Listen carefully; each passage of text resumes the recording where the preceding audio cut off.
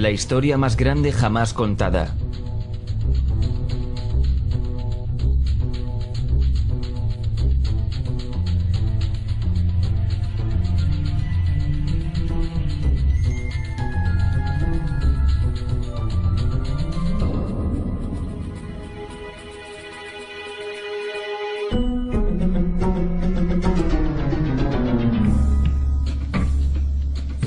Este es el Sol. Hace unos 10.000 años antes de Cristo, la historia abunda de grabados y escrituras reflejando el respeto de los pueblos y la adoración por este objeto. Y es simple entender por qué, ya que el Sol sale cada mañana, trayendo visión, calor y seguridad, salvando al hombre del frío y de la ciega oscuridad llena de predadores de la noche. Sin él, las culturas entendieron que los sembrados no crecerían y la vida en el planeta no sobreviviría. Estas realidades hicieron al Sol el objeto más adorado de todos los tiempos. De la misma manera estaban conscientes de las estrellas. El seguirlas les permitía reconocer y anticipar eventos que ocurrían sobre periodos largos de tiempo, como los eclipses y las lunas llenas. A su tiempo, catalogaron a grupos celestiales, en los que hoy conocemos como constelaciones. Esta es la Cruz del Zodiaco, una de las más antiguas imágenes conceptuales en la historia de la humanidad. Refleja el Sol cuando pasa figuradamente a través de las 12 constelaciones mayores en el curso de un año. También refleja los 12 meses del año, las 4 estaciones y los solsticios y equinoccios. El término zodiaco se relaciona con el hecho de que las constelaciones fueron antropomorfizadas o personificadas como figuras o animales. En otras palabras, las primeras civilizaciones no solo seguían al Sol y las estrellas, los personificaban con mitos elaborados, incluyendo sus movimientos y relaciones. El Sol, con sus cualidades de dar y cuidar la vida, fue personificado como un representante del Creador no visto, o Dios. El Sol de Dios, la luz del mundo, el salvador de la raza humana. De la misma manera, las 12 constelaciones representaban lugares de viaje del Sol y Dios y eran identificadas con nombre, generalmente representando elementos de la naturaleza que se sucedían en el tiempo, como por ejemplo Acuario, el aguador, que trae las lluvias de primavera. Este es Horus. Es el dios del sol de Egipto alrededor de 3.000 años antes de Cristo. Él es el sol antropomorfizado y su vida es una serie de mitos alegóricos relacionados con el movimiento del sol en el cielo. Desde los viejos jeroglíficos en Egipto sabemos mucho sobre este mesías solar. Por ejemplo, Horus, siendo el sol o la luz, tenía un enemigo conocido como Set, y Set era la personificación de la oscuridad o la noche. Y hablando metafóricamente, cada mañana Horus le ganaba la batalla a Set, mientras en el atardecer Set conquistaba a Horus y lo mandaba al bajo mundo. Es importante notar que oscuridad versus luz o bien versus mal es una de las dualidades mitológicas más extendidas que se conocen, y aún se expresan en varios niveles hasta la fecha. En líneas generales, la historia de Horus es la siguiente. Horus nació un 25 de diciembre de la Virgen Isis Meri. Su nacimiento fue acompañado por una estrella en el este, la cual ayudó a 3 reyes a ubicar y adorar al Salvador recién nacido. A los 12 años era un niño prodigio maestro. A la edad de 13 años fue bautizado por alguien llamado Anu, y así empezó su ministerio. Horus tenía 12 discípulos que viajaban con él realizando milagros como curar enfermos, caminar sobre el agua, y además Horus era conocido con varios nombres como la verdad, la luz, el hijo elegido de Dios, el buen pastor, la oveja de Dios y muchos otros. Después de haber sido traicionado por Typhon, Horus fue crucificado, enterrado por 3 días y resucitado. Estos atributos de Horus, siendo originales o no, parecían filtrarse a muchas otras culturas del mundo, siendo que muchos otros dioses tienen la misma estructura mitológica general. Atis de Frigia, nacido de la Virgen Nana un 25 de diciembre, crucificado, puesto en una tumba y después de 3 días, resucitado. Krishna de India, nació de la Virgen de Baki, con una estrella en el este señalando su llegada. Realizaba milagros con sus discípulos y después de su muerte, resucitó. Dionisio de Grecia, nacido de una virgen un 25 de diciembre. Era un maestro viajero que realizaba milagros como transformar el agua en vino. Se lo llamaba Rey de Reyes, único hijo de Dios, Alfa y Omega y muchos otros. Y luego, después de morir, resucitó. Mithra de Persia, nacida de una virgen un 25 de diciembre. Tenía 12 discípulos y realizaba milagros y después de morir fue enterrada por 3 días y resucitó. También se le llamaba la verdad, la luz y otras muchas. Es notable que el día sagrado para adorar a Mithra era el domingo. El hecho es que hay numerosos salvadores de diferentes periodos de todo el mundo que concuerdan con estas características generales. La pregunta permanece, ¿por qué estos atributos? ¿Por qué el nacimiento de una virgen el 25 de diciembre? ¿Por qué muerto por 3 días? ¿Y su resurrección? ¿Por qué 12 discípulos? Para saber más, examinemos el más reciente de los Mesías solares. Y lo haremos muy rápidamente. Jesucristo nació de la Virgen María un 25 de diciembre en Belén. Su nacimiento fue anunciado por una estrella del este, la cual 3 reyes siguieron para ubicar y adorar a su nuevo Salvador. Fue maestro a los 12 años, a los 30 fue bautizado por Juan el Bautista y ahí comenzó su ministerio. Jesús tenía 12 discípulos que viajaban con él y realizaban milagros como curar a enfermos, caminar sobre el agua, levantar muertos. También era conocido como Rey de Reyes, el Hijo de Dios, la Luz del Mundo, Alfa y Omega, la Oveja de Dios y muchos otros. Después de ser traicionado por Judas y vendido por 30 piezas de plata, fue crucificado, puesto en una tumba y después de 3 días resucitó y ascendió al cielo.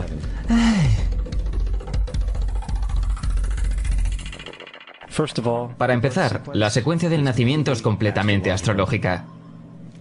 La estrella en el este es Sirius, la estrella más brillante de la noche, que el 24 de diciembre se alinea con las 3 estrellas más brillantes del cinturón de Orión. Estas 3 estrellas se llaman hoy, como se llamaban en la antigüedad, los 3 reyes. Los 3 reyes y la estrella más brillante, Sirio, apuntan al lugar donde sale el sol, el 25 de diciembre. Por esto es que los 3 reyes siguen a la estrella en el este, para ubicar la salida del sol. El nacimiento del sol.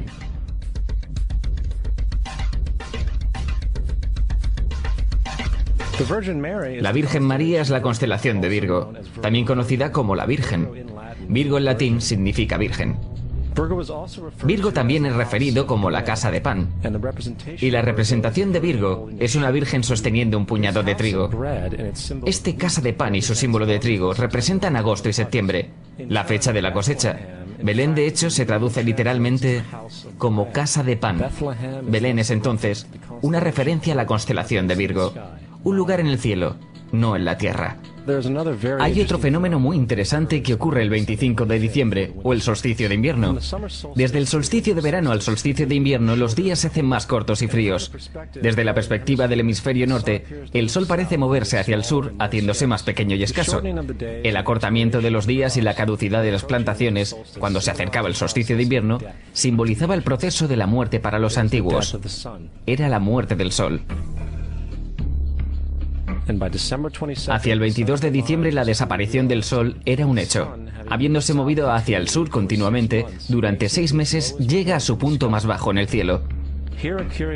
Aquí algo curioso sucede. El sol deja de moverse hacia el sur, al menos durante esta pausa de 3 días. El sol permanece cerca de la constelación Cruz del Sur, o Cruz. Después de ese tiempo, el 25 de diciembre, el sol se mueve 1 grado, esta vez hacia el norte, anunciando días más largos, más tibios y la primavera. Entonces se dijo, el sol murió en la cruz, estuvo muerto por 3 días, solo para resucitar o nacer nuevamente. Por esto es que Jesús y muchos otros dioses solares comparten la crucifixión, la muerte de 3 días y el concepto de resurrección. Es el periodo de transición del Sol antes de cambiar su dirección hacia el hemisferio norte, trayendo la primavera y por consiguiente la salvación. Sin embargo, no celebraban la resurrección del Sol hasta el equinoccio de primavera o Pascuas. Esto se debe a que en el equinoccio el Sol oficialmente vence a la malvada oscuridad, cuando los días se hacen más largos que las noches y las condiciones revitalizantes de la primavera aparecen. Ahora, probablemente, el más obvio de todos los simbolismos astrológicos alrededor de Jesús sean los 12 apóstoles.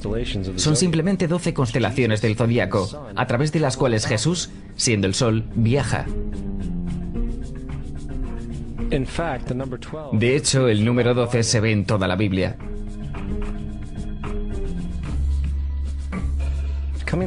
Volviendo a la cruz del zodiaco, la vida figurativa del sol, esto no era solo una expresión artística o herramienta para seguir los movimientos del sol. Era también un símbolo espiritual pagano, que resumido, se veía algo parecido a esto. Esto no es un símbolo de la cristiandad.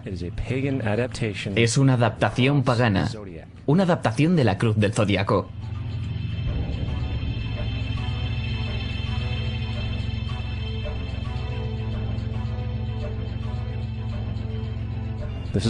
Es por eso que Jesús en las primeras artes secretas se mostraba con su cabeza sobre la cruz, debido a que Jesús es el sol. El sol de Dios, la luz del mundo, el Salvador levantado, el que vendrá nuevamente como lo hace cada mañana, la gloria de Dios que defiende el mundo de la oscuridad, el que nace nuevamente cada mañana y puede verse viniendo entre las nubes, alto en el cielo, con su corona de espinas o rayos solares.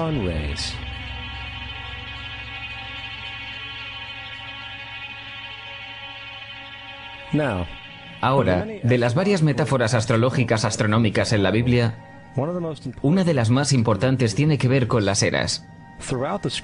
Por todas partes en el escrito hay numerosas referencias a la era. Para entender esto necesitamos estar familiarizados con el fenómeno conocido como procesión de los equinoccios. Los antiguos egipcios, así como culturas anteriores a ellos, reconocían que cada aproximadamente 2150 años, el amanecer en la mañana del equinoccio de primavera ocurría en un siglo diferente del zodiaco. Esto tiene que ver con el lento movimiento angular que la Tierra mantiene mientras rota sobre su eje. Es llamado procesión porque las constelaciones van hacia atrás de forma opuesta al ciclo anual normal. El tiempo que tarda la procesión en pasar por los 12 signos es aproximadamente 25.765 años. Esto es llamado el Gran Año, y las sociedades antiguas eran muy conscientes de esto. Ellos llamaban al periodo de 2150 años una era. De 4300 a.C. a 2150 a.C. fue la era de Tauro, el toro. De 2150 a.C. a 1 después de Cristo fue la era de Aries, el carnero. Y 1 después de Cristo a 2150 después de Cristo es la era de hoy, Piscis. Alrededor de 2150 entraremos en la nueva era, la era de Acuario. La Biblia refleja en líneas generales un movimiento simbólico a través de 3 eras mientras anuncia una cuarta. En el Viejo Testamento, cuando Moisés baja del monte Sinai con los 10 mandamientos, él se enfada al ver a su gente venerando un becerro de oro. De hecho, destroza las placas de piedra y obliga a su gente a matarse entre sí para purificarse. La mayoría de los especialistas bíblicos atribuyen esta ira al hecho de que los israelitas están venerando un ídolo falso, o algo por el estilo. La realidad es que el toro dorado es Tauro, el toro, y Moisés refleja la nueva era de Aries, el carnero. Es por eso que los judíos aún soplan del cuerno del carnero. Moisés representa la nueva era de Aries, y en la nueva era, todos deben dejar la vieja era.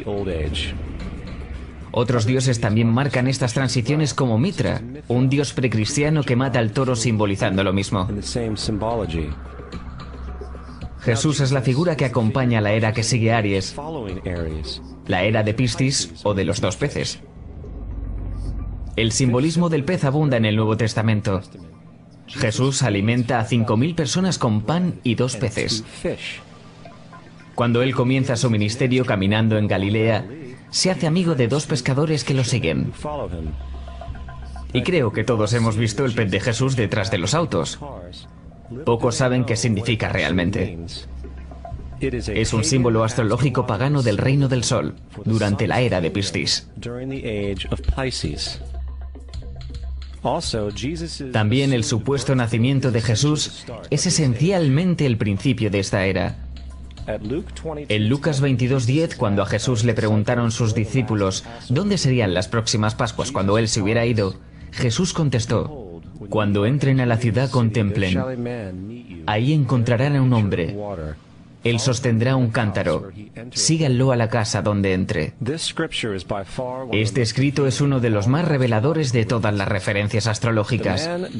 El hombre llevando el cántaro de agua es Acuario, el aguador, que siempre está dibujado como un hombre echando agua desde un cántaro. Él representa la era que sigue a Piscis.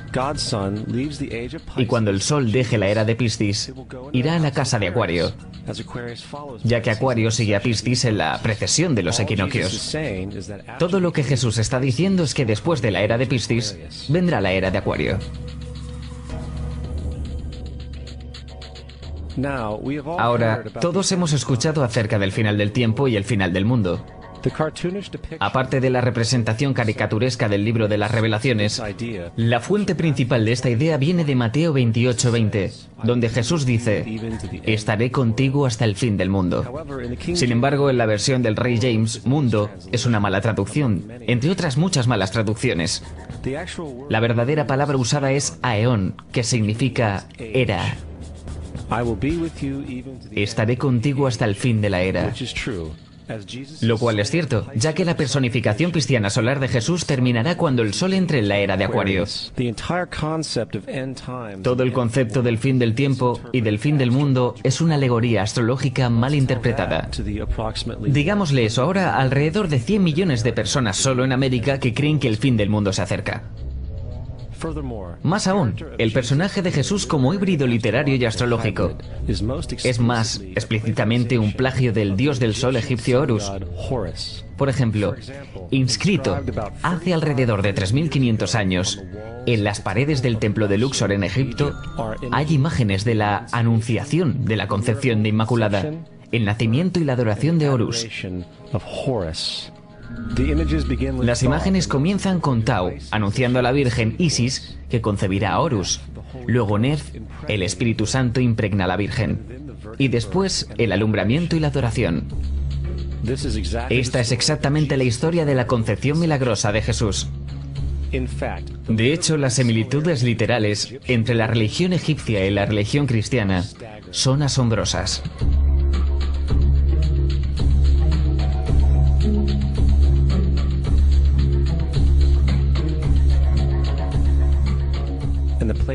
El plagio es continuo.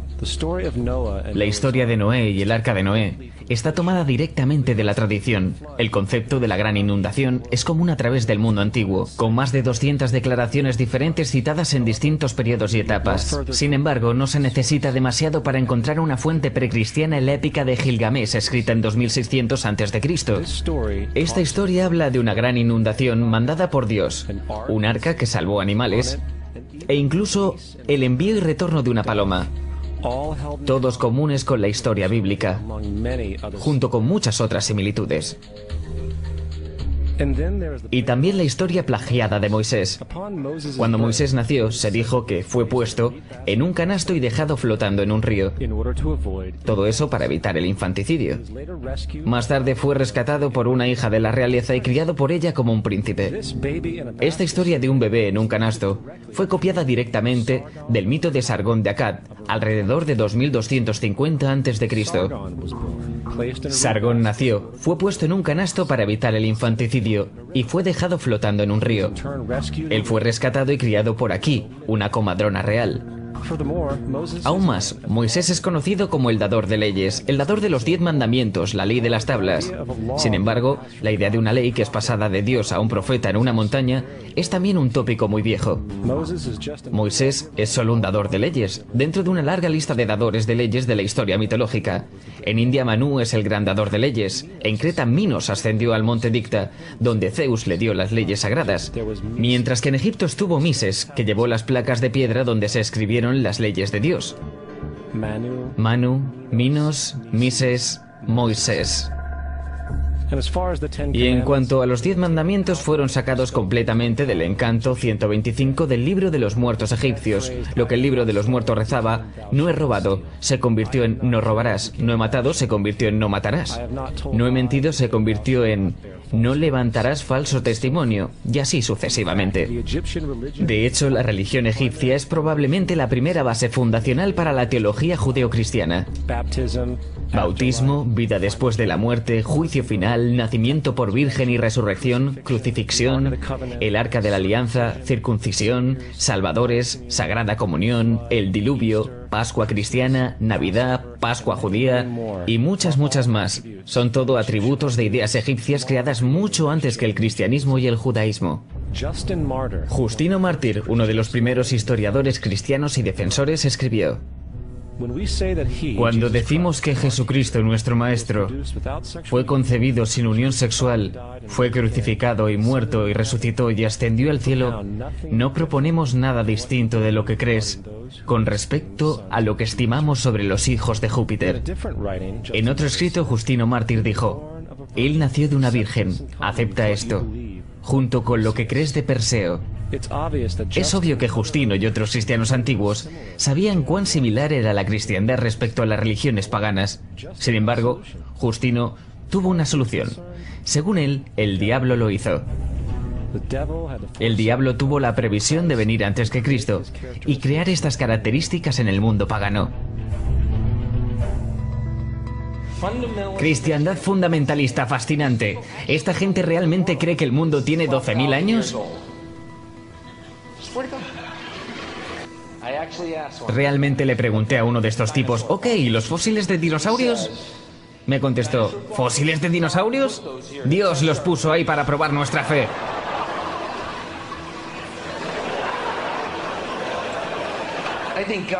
Creo que Dios te puso aquí para probar mi fe, amigo. ¿Cuál es el camino del arca? La Biblia no es nada más que un híbrido literario astroteológico, como casi todos los mitos religiosos anteriores. De hecho, el tema de transferencia de atributos de un personaje a un nuevo personaje se pueden encontrar dentro del libro mismo. En el Viejo Testamento está la historia de José. José fue un prototipo de Jesús. José tuvo un nacimiento milagroso. Jesús tuvo un nacimiento milagroso. José tenía 12 hermanos. Jesús tenía 12 discípulos. José fue vendido por 20 piezas de plata. Jesús fue vendido por 30 piezas de plata. El hermano Judas sugirió la venta de José.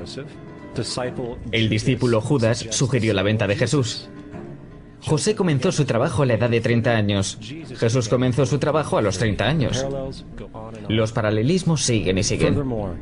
Es más, ¿hay alguna referencia histórica no bíblica de alguna persona viviendo con el nombre Jesús, el hijo de María, que viajaba con 12 seguidores curando gente y demás?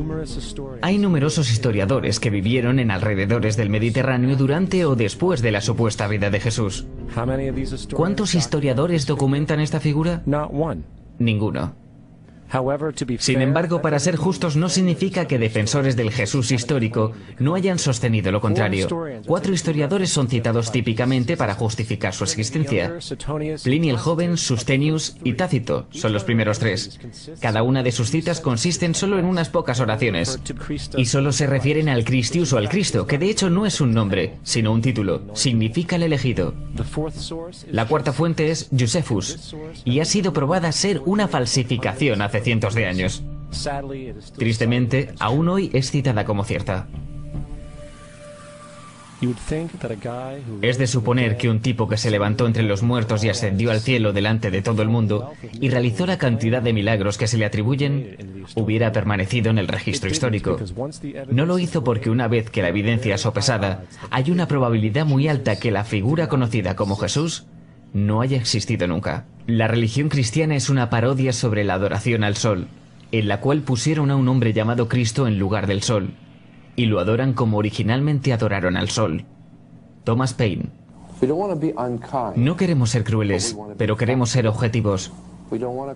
No queremos causar sentimientos dolorosos, pero queremos ser académicamente correctos en lo que entendemos y que sabemos que es cierto. La cristiandad no está basada en verdades.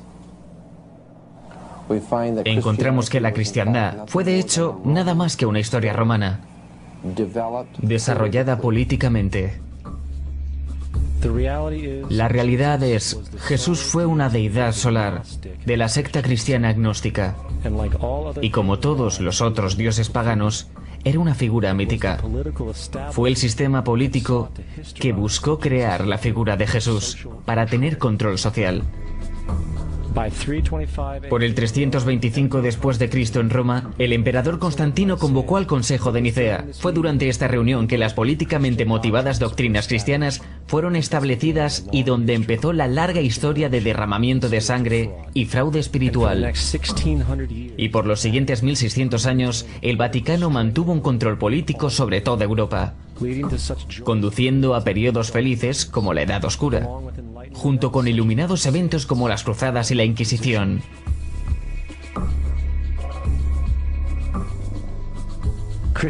La cristiandad, junto con todos los otros sistemas de creencias teístas, es el fraude de la era. Sirve para separar a las especies del mundo natural y de la misma manera de los demás. Apoya la ciega sumisión a la autoridad. Reduce la responsabilidad humana al hecho de que Dios controla todo. Y de hecho, se pueden justificar crímenes horribles en nombre de la búsqueda divina. La religión nunca podrá reformar la humanidad porque la religión es esclavitud, y aún más importante, hace más fuerte a los que conocen la verdad pero usan el mito para manipular y controlar las sociedades. El mito religioso es el mecanismo más poderoso que jamás haya sido creado y sirve como terreno psicológico, donde los otros mitos pueden prosperar.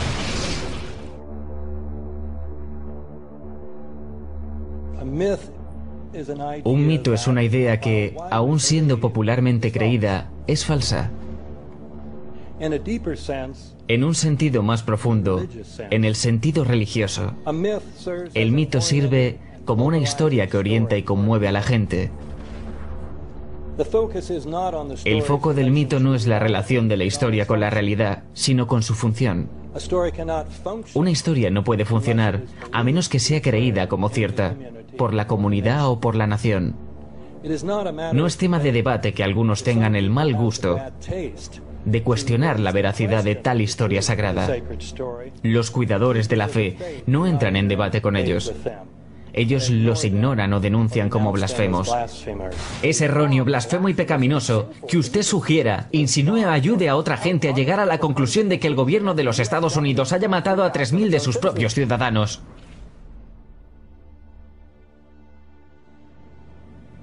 Segunda parte. Todo el mundo es un escenario.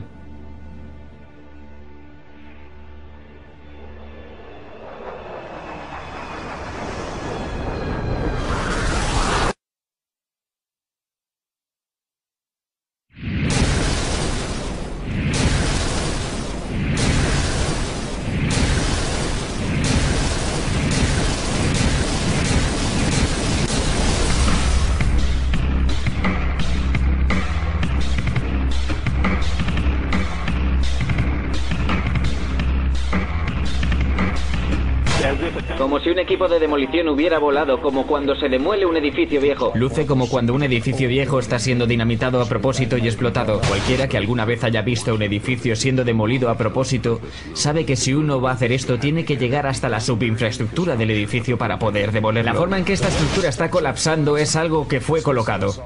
No es accidental que la primera torre haya colapsado y la segunda torre haya colapsado exactamente de la misma manera. ¿Cómo lograron esto? No lo sabemos. El edificio se transformó en polvo. No encuentras un escritorio, ni una silla. No encuentras un teléfono, una computadora. La pieza más grande de un teléfono que encontré era la mitad del teclado y era así de grande. ¿Qué pasó con el hormigón? El hormigón fue pulverizado. De río a río, este polvo, 2 o 3 pulgadas de ancho. El hormigón fue simplemente pulverizado. Todos hemos visto varias veces en televisión cuando un edificio es destruido intencionalmente, con explosivos para derribarlo. Es como si tuvieran detonadores dispuestos para derrumbar el edificio. ¡Bum, bum, bum, bum, bum, bum! Escuché una explosión secundaria. Fue una explosión muy fuerte. Hubo una explosión secundaria.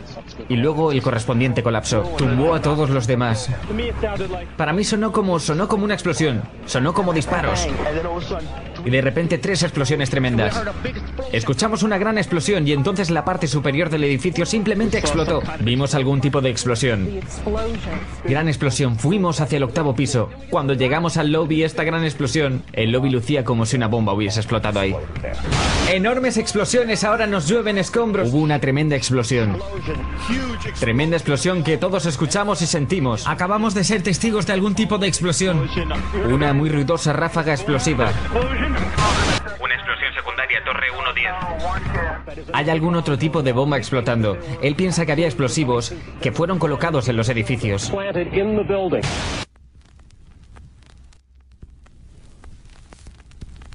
Este es el mito 911.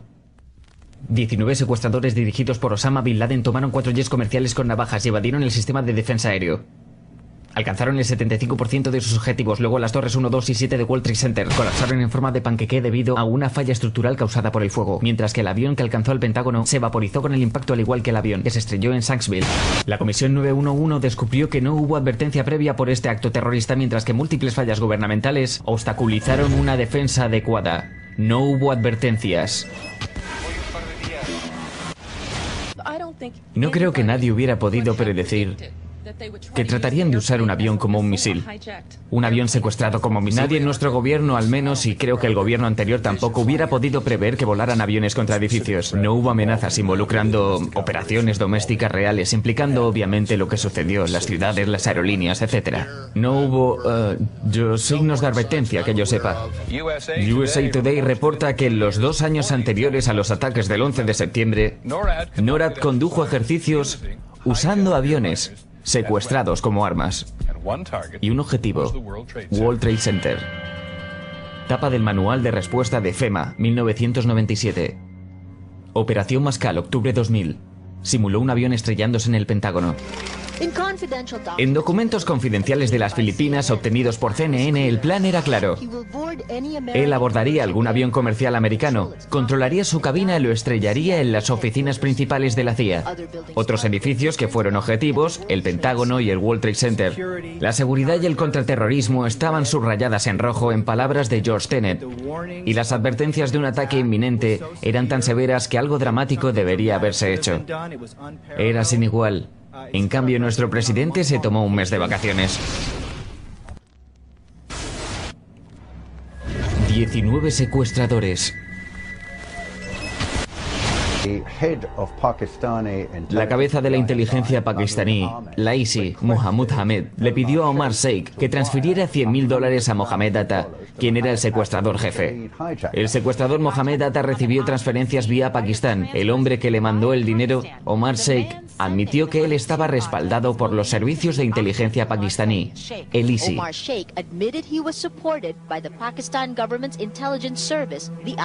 Nunca se investigó por qué el general Hamed ordenó que se le enviaran $100.000 a Mohamed Atta. En la mañana del 11 de septiembre, oficiales del gobierno estaban desayunando con el general Hamed en Washington. La comisión del 911 consideró el financiamiento de los ataques como de poco significado práctico en su reporte oficial.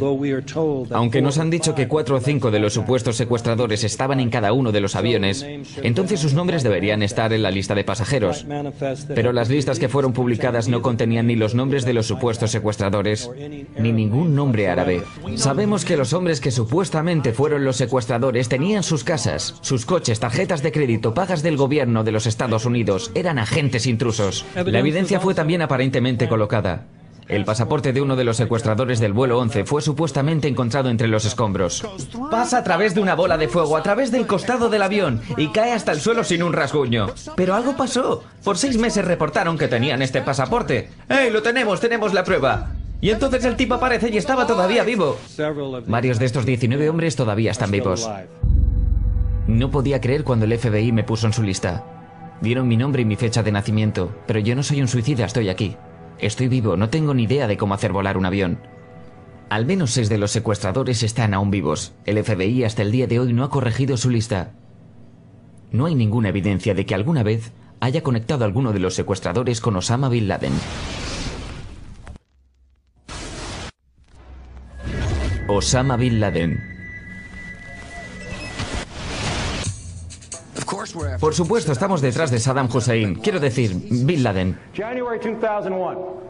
Enero de 2001. La administración de Bush ordena al FBI y agencias de inteligencia detener las investigaciones relacionadas con la familia Bin Laden, incluyendo 2 parientes de Osama Bin Laden, que vivían, adivinen dónde, en Falls Church, Virginia, vecinos del cuartel central de la CIA. Cuando él ya era el criminal más buscado de América, según se dice, estuvo 2 semanas en un hospital americano en Dubái. Fue tratado por un doctor americano y lo visitó el agente local de la CIA. No hemos visto ni una pieza de evidencia que conecte a Osama Bin Laden directamente con las fases del planeamiento del 11 de septiembre. Este fracaso en la provisión de pruebas luego se dijo que fue innecesario porque Bin Laden, en un vídeo supuestamente encontrado en Afganistán, admitió su responsabilidad por los ataques. Esta confesión es ahora citada como prueba.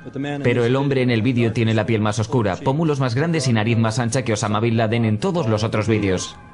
Otra vez, una evidencia plantada. En 1976, el hermano mayor de Osama, Salim Bin Laden, contrató a un hombre con el nombre de Jim Bugs en Texas para manejar todas las inversiones en los Estados Unidos de la familia Bin Laden. Jim Bugs también resulta ser casi un viejo amigo y antiguo piloto de la Guardia Nacional de George Bush. Las conexiones entre los Bush y los Bin Laden se vuelven mucho más claras cuando George H. Bush hizo viajes a Arabia Saudita en 98 y 2000 para encontrarse con la familia Bin Laden, representando a la compañía del grupo Carlyle. George Bush estaba en una reunión con un hermano de Osama, Safin Bin Laden, en la mañana del 11 de septiembre, en representación del grupo Carlyle.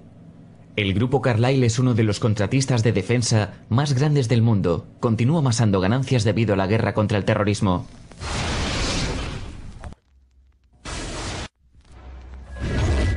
Pentágono. ¿Cómo puede alguien volar un avión de 60 toneladas, 38 metros de ancho y 13 metros de alto, a través de este camino de obstáculos? La aeronave, antes de chocar en el Pentágono, realizó un giro de 270 grados hacia abajo en espiral. Y sin embargo, Hani Hanjour era conocido por ser un terrible piloto que no podía volar ni siquiera un avión pequeño. A él no le importaba el hecho de que no pudiera mantenerse en un curso. Hasta el día de hoy estoy sorprendido de que haya podido volar hasta el Pentágono. Él no podía volar en absoluto. Empleado de la escuela de vuelo. No hay asientos, ni equipajes, ni cuerpos. Solo ladrillos y piedra caliza. La explicación oficial es que el intenso calor del combustible del jet vaporizó por completo el avión. El vuelo 77 tenía 2 motores Rolls-Royce, hechos de aleaciones de acero y titanio, y su peso era de 6 toneladas cada uno. Es científicamente imposible que esas toneladas de acero y titanio fueran vaporizadas por combustible de avión. Nos han dicho que los cuerpos pudieron ser identificados, ya sea por sus huellas digitales o su ADN. Entonces, ¿qué clase de fuego ha vaporizado aluminio y acero templado y, sin embargo, deja intactos restos humanos? Desde mi inspección de cerca, no hay evidencia de que ningún avión haya impactado en ningún lugar cercano al Pentágono. Y como dije, los restos se pueden ver lo suficientemente pequeños como para ser levantados con la mano. Poco tiempo después del impacto, agentes del gobierno levantaron escombros y se los llevaron. Luego todo el área fue cubierta con polvo y grava. De modo que la poca evidencia forense que hubiese quedado fue literalmente cubierta. Los vídeos de las cámaras de seguridad que mostrarían qué es lo que realmente impactó el Pentágono fueron inmediatamente confiscados por agentes del FBI. El Departamento de Justicia hasta el día de hoy se ha negado a publicarlos. Si estos vídeos probaran que el Pentágono fue realmente golpeado por un 767, la mayoría de nosotros asumimos que el gobierno los haría públicos. Pedido denegado.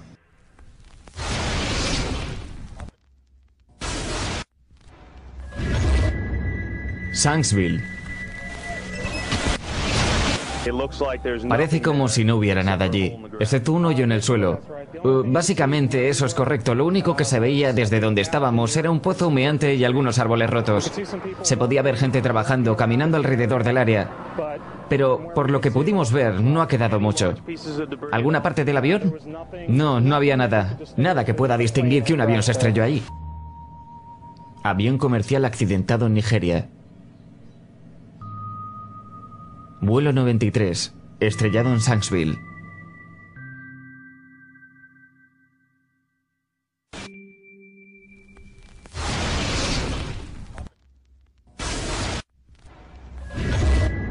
World Trade Center, torres 1, 2 y 7.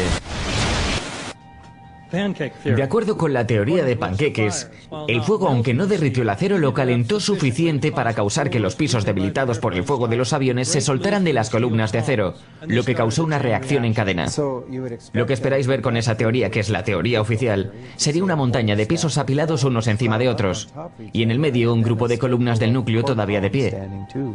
El núcleo de cada una de las torres consistía en 47 gruesas columnas de acero. Si los pisos se hubieran soltado de ellas, las columnas todavía estarían de pie hacia el cielo unos 300 metros. Los aviones no cortaron todas las columnas centrales.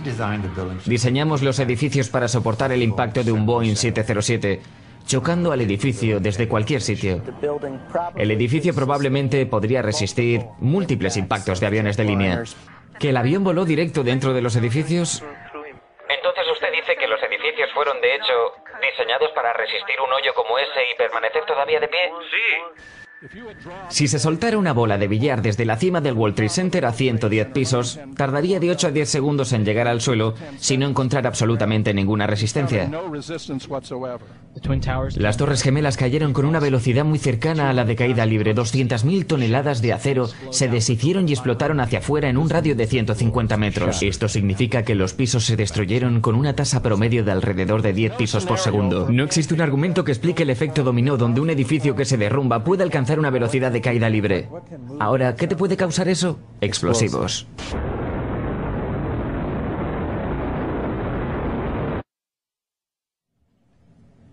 ...47 columnas enormes de acero interconectadas. ¿Cómo haces que se caigan simultáneamente, de modo que el núcleo desaparezca? Parece como si esas columnas hubieran sido cortadas. La forma en que lo hacemos es cortando las vigas en ángulo.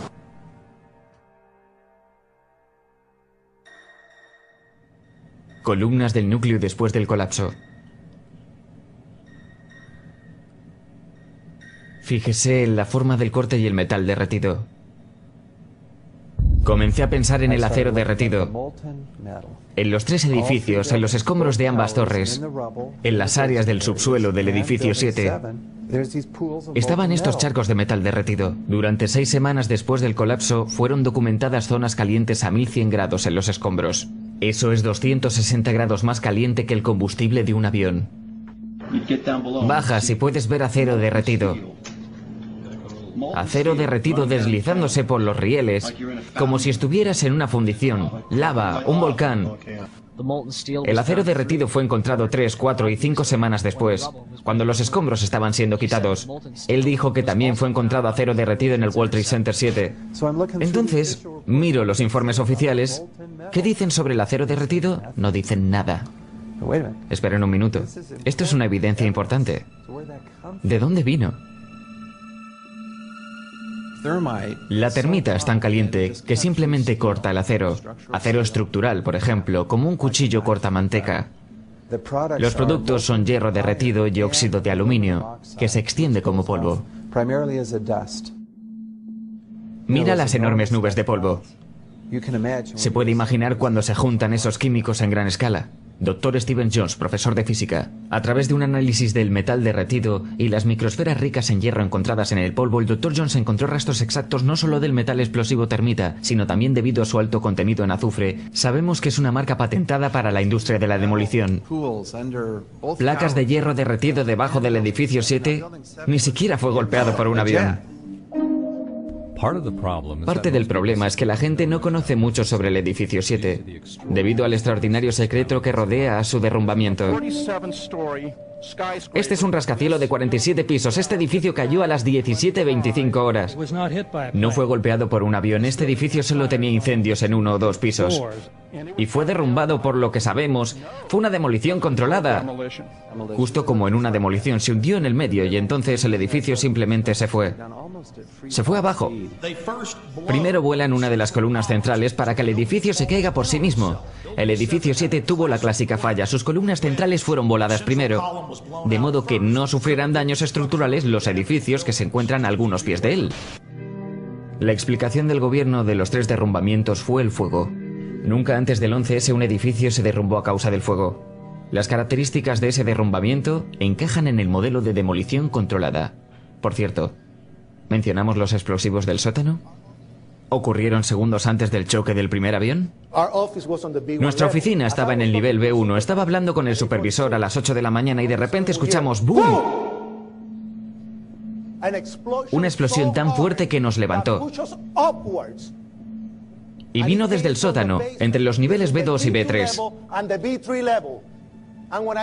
Y cuando iba a expresarlo en palabras, escuchamos ¡boom! El impacto del avión arriba. Estaba caminando por el pasillo principal del edificio. Y ahí fue cuando me tumbó. Quiero decir, el impacto de la explosión me tiró al suelo. Y ahí fue cuando todo empezó a suceder. De repente hubo otro impacto y las placas de hierro se cayeron de nuevo y las luces también. De ahí fuimos a la torre 2 del World Trade Center. Y de repente todo empezó a pasar de nuevo. Algo más nos golpeó contra el suelo. Se sintió ahí en la base, los pisos se hundían, todo lo que estaba sucediendo. Digo, conozco gente que murió en el sótano, conozco gente que se quebró las piernas en el sótano, gente que tuvo cirugía reconstructiva porque todo le golpeó en la cara. NORAD. De acuerdo a los procedimientos operacionales estándar, si un controlador de vuelo del FAA nota algo que sugiera un posible secuestro, el controlador contactaría a sus superiores. Si el problema no se soluciona en aproximadamente un minuto, los superiores llaman a NORAD. NORAD manda jets de combate para que averigüen qué sucede. NORAD llama a la base de la Fuerza Aérea más cercana que tenga jets en alerta. Generalmente las intercepciones se hacen dentro de los 10 minutos, pero en este caso, más de 80 minutos pasaron antes de que los jets despegaran. Es una anomalía increíble. Ni un avión de la Fuerza Aérea mueve una rueda hasta que es muy tarde. No hay ni un jet. ¿Y si hubieran estado tan confundidos a propósito que no pudieran responder? La razón por la que no sabían a dónde ir fue que una cantidad de solapados y conflictivos ejercicios de juegos de guerra estaban desarrollándose. Incluían la aparición de puntos falsos en el radar bajo las pantallas de los radares del sector noroeste de defensa aérea. Hola, Boston Center TMU, tenemos algunos problemas aquí. Tenemos una aeronave secuestrada que va hacia Nueva York. Necesitamos que nos manden algunos F-16 o algo así, dennos una mano. ¿Es el mundo real o un ejercicio? Había otro ejercicio, Guerrero Vigilante, que era de hecho, según una fuente de NORAD, un secuestro a un vuelo en el mismo momento, con solo 8 aviones de caza disponibles. Tenían que ser enviados a pares, estaban tratando con 22 posibles secuestros el día del 11 de septiembre. No podían separar los ejercicios de guerra de los verdaderos secuestros. En 2000, NORAD logró interceptar en 67 ocasiones el 100% de efectividad. El 11S fallaron 4 veces.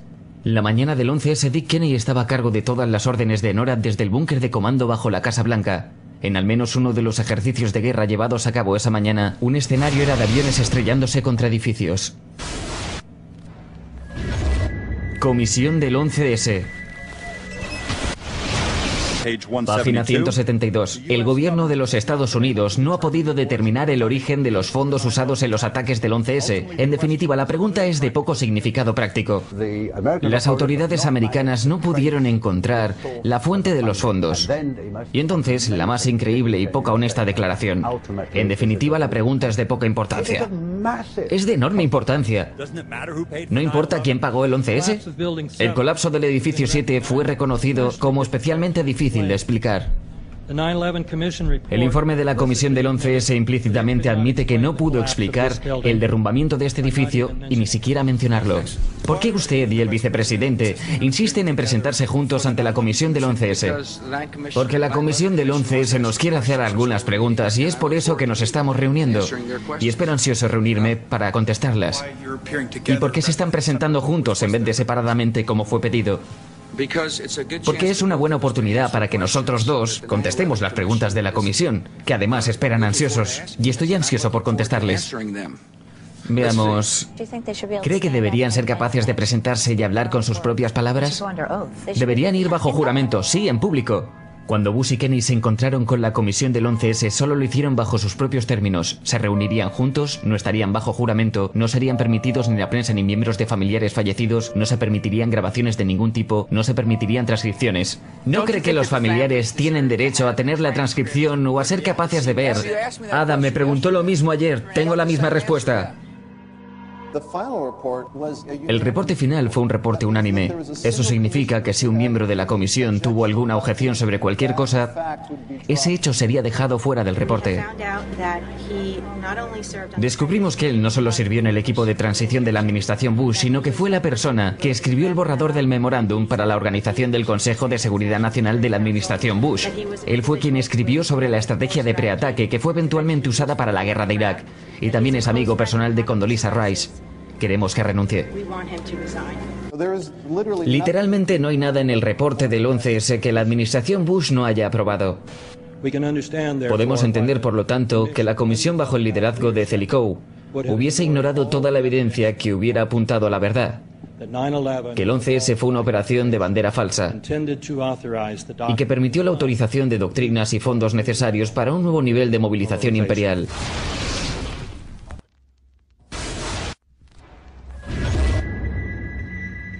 Terrorismo. Definición. Terrorismo, uso sistemático del terror, que se manifiesta con violencia o intimidación para generar miedo. Armados con armas químicas, biológicas y nucleares. Fanáticos, terroristas, 11 de septiembre. Asesinos del 11 de septiembre, terrorista. Al-Qaeda, armas nucleares, terrorista. 11S, error, malvado. 11 de septiembre, terrorista. Terror. Guerra contra el terrorismo y peligro. 11 de septiembre, terrorista. Guerra contra el terrorismo. Terrorismo, terrorista. Error, terrorismo, terrorista. Terrorismo, terrorista, terror. 11 de septiembre, terrorismo, terrorista. Terrorismo, error. Guerra contra el terrorismo. Terrorismo global, error. Terrorismo. 11 de septiembre, guerra contra el terrorismo. 11 de septiembre, terror. Armas de destrucción masiva. 11 de septiembre. Terrorismo. Terroristas. Amenaza terrorista. Químicas, biológicas y nucleares. Fanáticos. Terroristas. 11 de septiembre. Asesinos del 11 de septiembre. Terrorista. Al-Qaeda. Armas nucleares. Terrorismo. Terrorista. Terror. 11 de septiembre. Terrorismo. Las palabras son repetidas hipnóticamente. Terrorismo, terroristas, amenaza terrorista y, por supuesto, se cree que está vinculado con Al-Qaeda.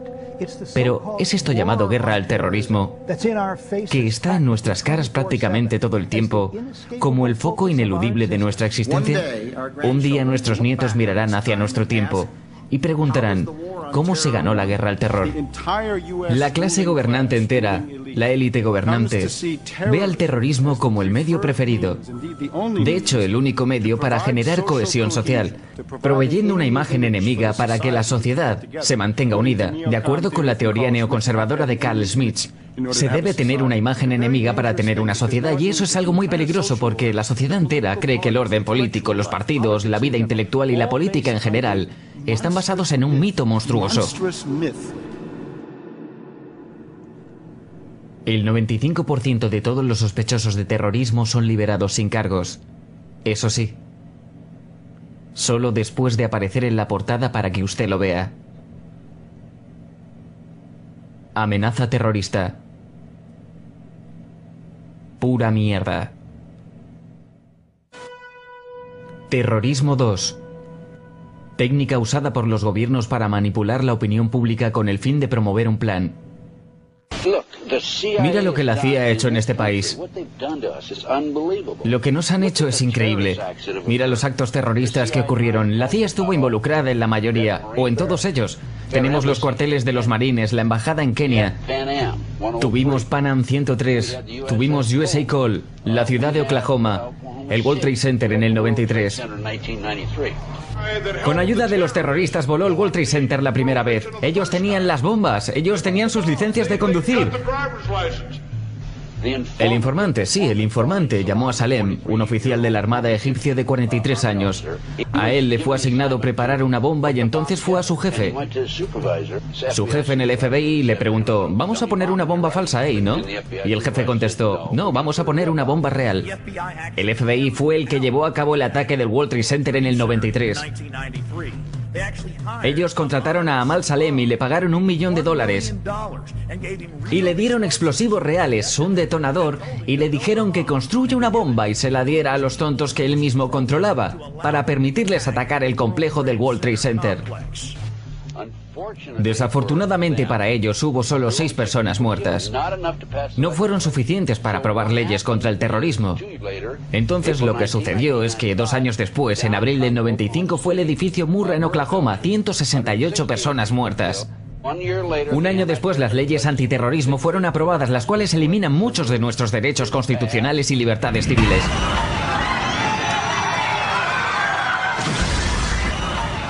Madrid, 2004.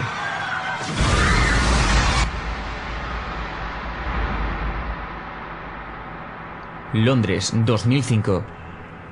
3 trenes y un autobús fueron bombardeados, matando a 56 personas.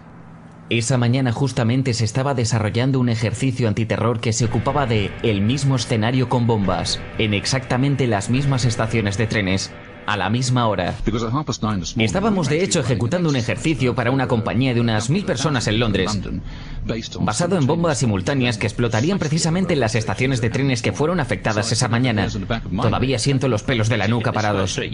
Aclárame esto, ¿estaban haciendo un ejercicio para ver cómo sobrellevarían esto y pasó justo en la misma forma cuando estaban realizando el ejercicio? Sí, claro, el mismo escenario con bombas, en exactamente las mismas estaciones de tren, a la misma hora.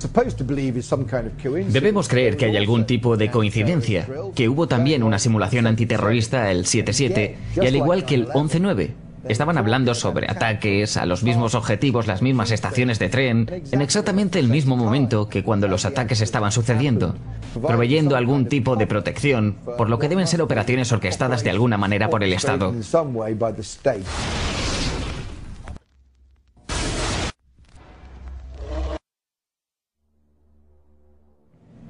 La verdad del 11S. Componentes criminales dentro del gobierno de Estados Unidos realizaron un ataque de falsa bandera sobre sus propios ciudadanos para manipular la percepción pública y para que apoyaran su plan. Han estado haciendo esto por años. El 11S fue un trabajo interno. Estoy absolutamente horrorizado de la cantidad de gente en este país que no piensa. Se supone que entendemos que un tipo árabe, allá en las montañas, financió el ataque. Un ataque elaborado, el más elaborado a este país. Piensan que unas personas en una cueva, algunas personas en una cueva, fueron capaces de detener a NORAD. ¿Piensan que unas personas en una cueva fueron capaces de hacer que todo esto suceda? Cuando pienso en cuántos americanos han sido asesinados en Nueva York, y creyendo, como creo, que esto fue planeado, esta es una operación al pie de letra, que los nazis usaron una y otra vez. América ha sido engañada una vez más.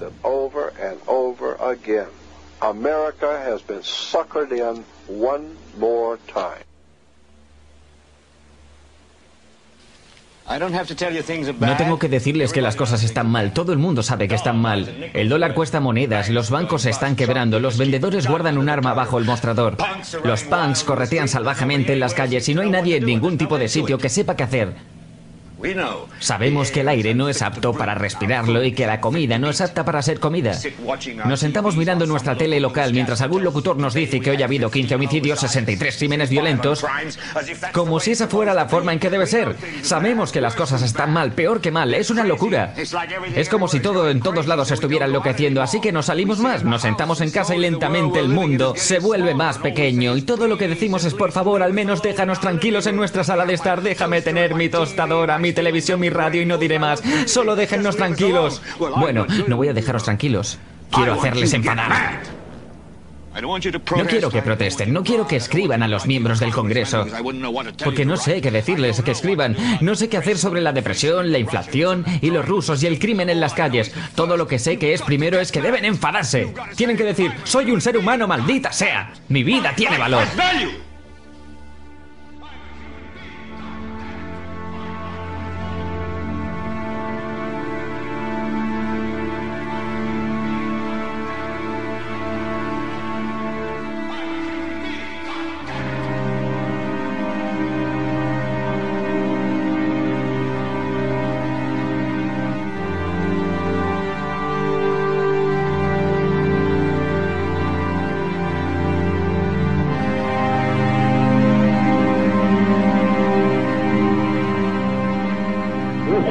Hay humo realmente malo. 105, torre 2. Es realmente malo, es negro, árido. Mi esposa piensa que estoy bien. Llamé y dije que estaba dejando el edificio. Estaba bien y entonces ¡pam! 3 de nosotros, 2 ventanas rotas.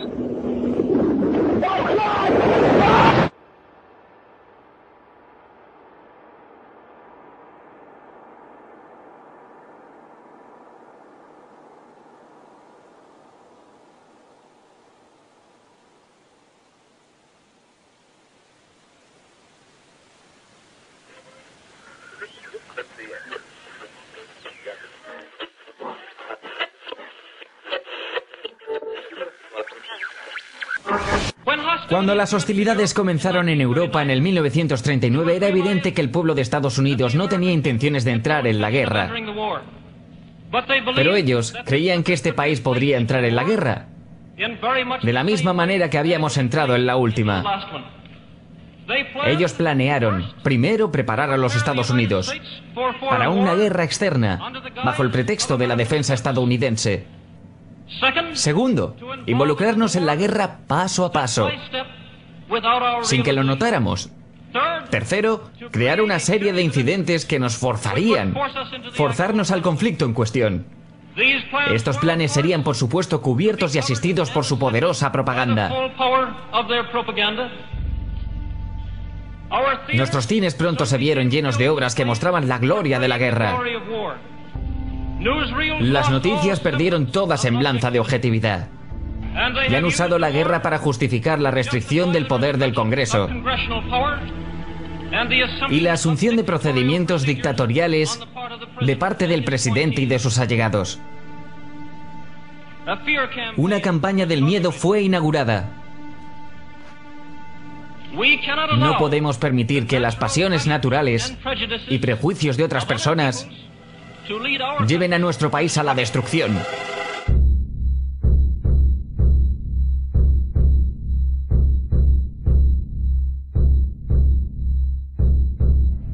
Parte 3. No prestes atención a los hombres detrás del telón. Detrás del trono hay algo más grande que el mismo rey. El mundo está gobernado por personajes muy distintos de los imaginados por quienes no están detrás de la escena. La verdad es que un elemento de los grandes centros financieros es dueño del gobierno de los días de Andrew Jackson.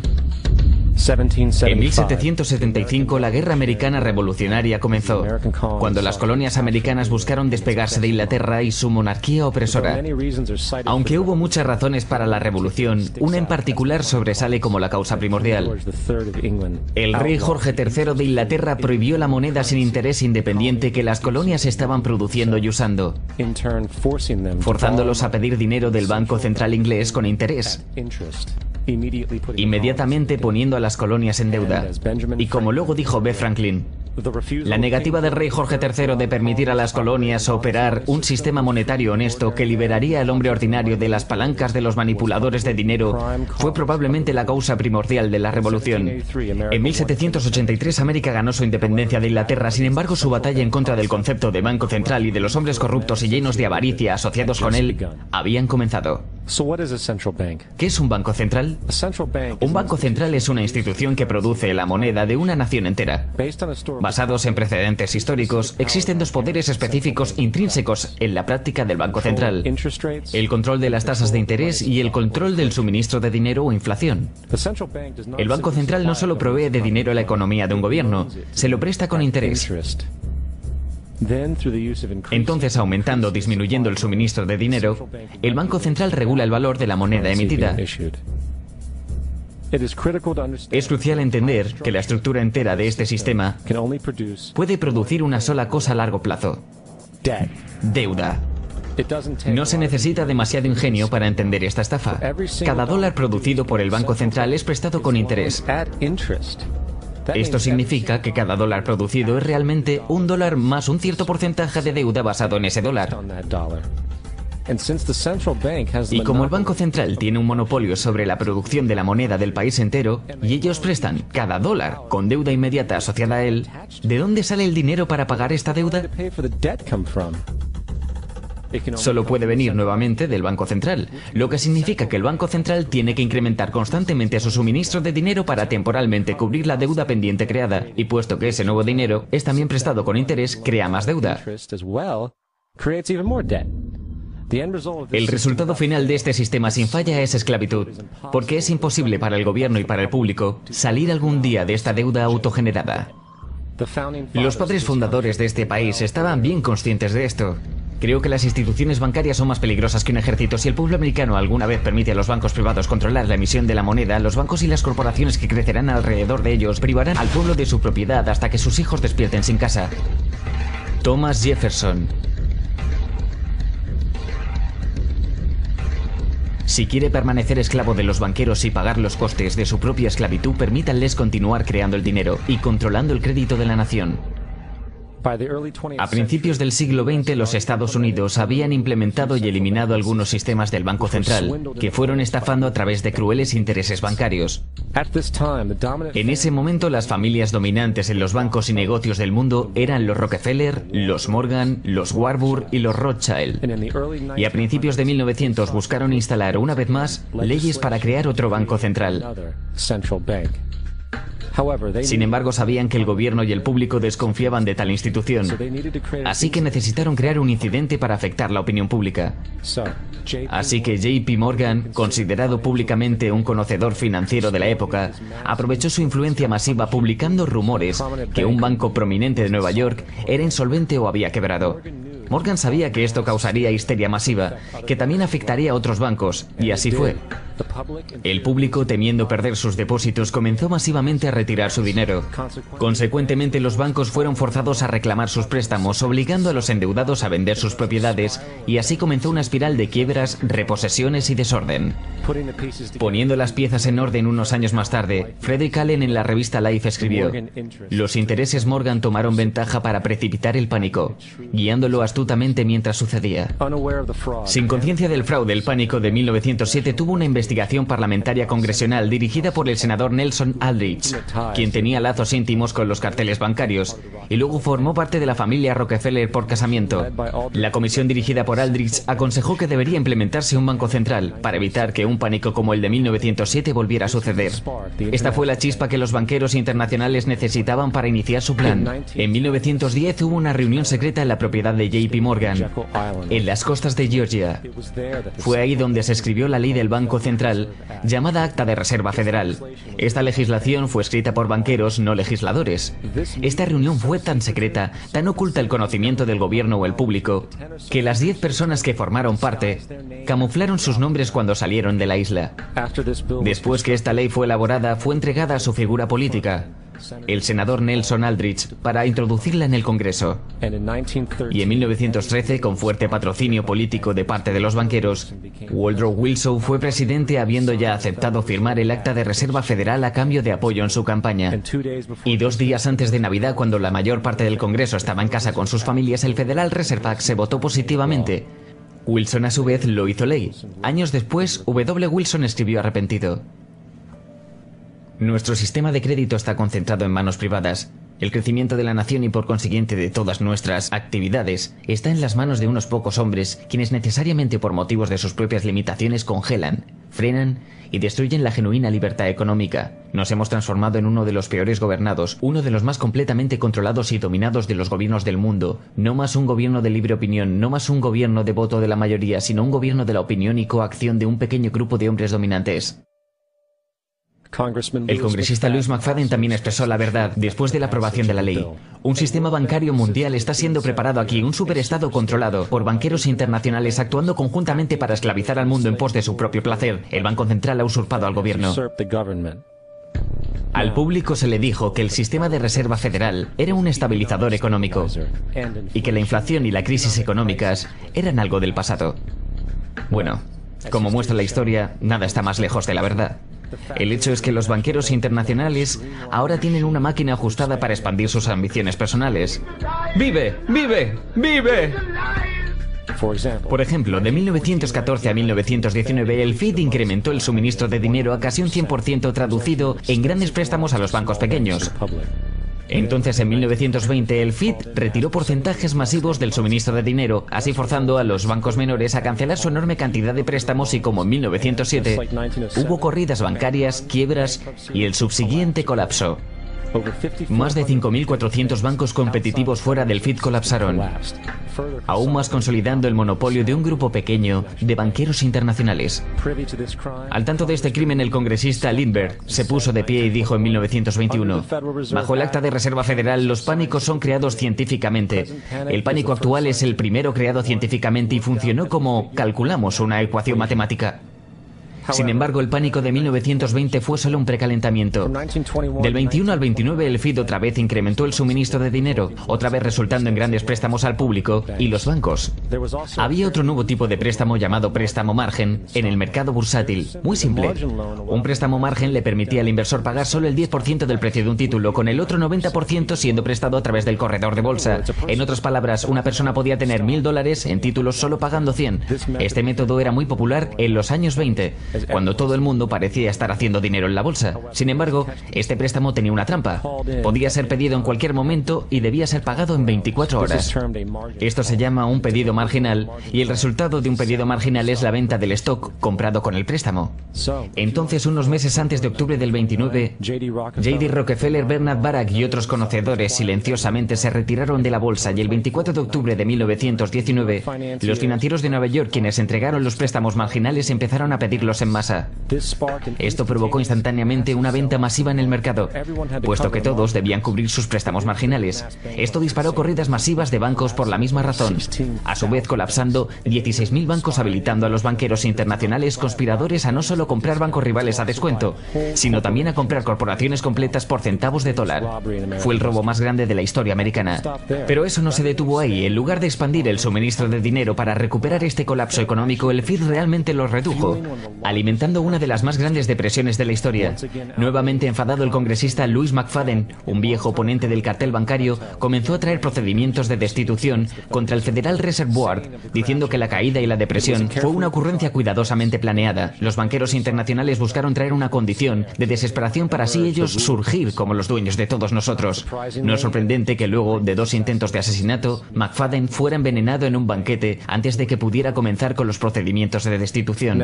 Y ahora, habiendo reducido la sociedad a la miseria, los banqueros de la Reserva Federal decidieron que el patrón oro debía ser eliminado. Para hacer esto necesitaron obtener el oro remanente en el sistema, así que bajo la pretensión de ayudar a terminar con la depresión, se produjo la recuperación de oro en el 33. Bajo amenaza de prisión por 10 años, todos en América fueron exhortados a entregar todo el oro al tesoro esencial, robando al público. A finales del 33, el patrón oro fue abolido. Si miras un billete de dólar antes del 1933, dice que es convertible en oro. Si miras un billete de dólar actual, dice que es moneda de curso legal, lo que significa que es apoyado por absolutamente nada. Es papel sin valor. Lo único que le da valor a nuestro dinero es cuanto hay en circulación. Por consiguiente, el poder para regular el suministro de dinero es también el poder de regular su valor, que también es el poder para poner economías y sociedades enteras de rodillas. Denme el control del suministro de dinero de una nación y no me importará quién haga sus leyes. Es importante entender claramente que la Reserva Federal es una corporación privada. Es tan federal como Federal Express. Hace sus propias pólizas y está virtualmente sin regulación del gobierno de los Estados Unidos. Es un banco privado que presta toda la moneda con interés al gobierno, completamente consistente con el modelo de banco central fraudulento del que el país buscó escapar cuando declaró su independencia en la Guerra Revolucionaria Americana. Volviendo a 1913, el Acta de Reserva Federal no fue la única ley anticonstitucional que se mandó al Congreso. También mandaron el impuesto federal al ingreso. Vale la pena aclarar que la ignorancia del pueblo americano frente al impuesto federal al ingreso es un testamento de cuán entorpecida e inconsciente realmente la población americana. Para empezar, el impuesto federal al ingreso es completamente anticonstitucional, porque es un impuesto directo y no igualitario. Todos los impuestos directos deben ser igualitarios para ser legales según la Constitución. Segundo, el número requerido de estados para ratificar la enmienda para permitir el impuesto federal al ingreso nunca fue alcanzado, y esto ha sido citado incluso en la Corte de Casos Modernos. En tercer lugar, en el presente aproximadamente el 25% del ingreso promedio de un trabajador se le quita a través de este impuesto y adivina a dónde va el dinero. Va a pagar el interés de la moneda producida por el fraudulento Banco de Reserva Federal. Un sistema que no debe existir en absoluto. El dinero que haces trabajando 3 meses del año va literalmente a los bolsillos de los banqueros internacionales, a los dueños del banco privado de la Reserva Federal.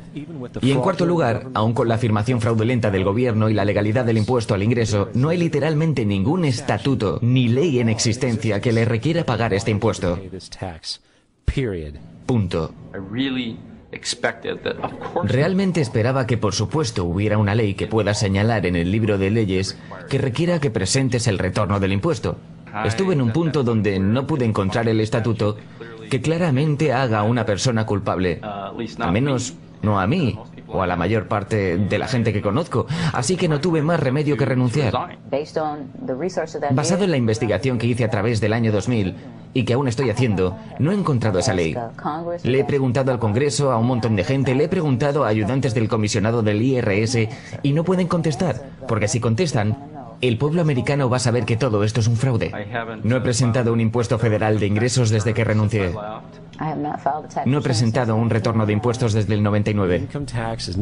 El impuesto al ingreso es nada menos que la esclavización del país entero.